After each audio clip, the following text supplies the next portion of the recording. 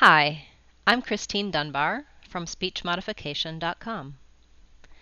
N and NG can be difficult for some people to differentiate when speaking English, especially people whose native language background is Mandarin. Both sounds are made by closing off the path of air in the mouth. The difference is that the N sound is made with the tip and the blade of the tongue pressing against the roof of the mouth on the ridge behind the teeth, such as n. The NG sound is made with the back of the tongue pressed against the roof of the mouth in the middle back of the palate. Mm. Try saying this sound, t, and then n, to feel the location of the tongue in the front of the mouth. T, n.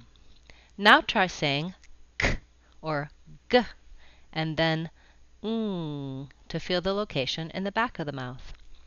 K, You can try practicing words that have the N and NG sound for contrasts.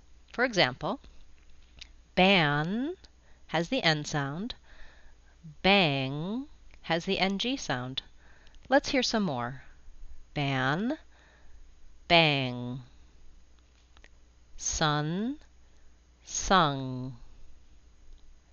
Win, wing. Fin, thing. Gone, gong. For more words to practice and more information about this sound, please see my website, speechmodification.com.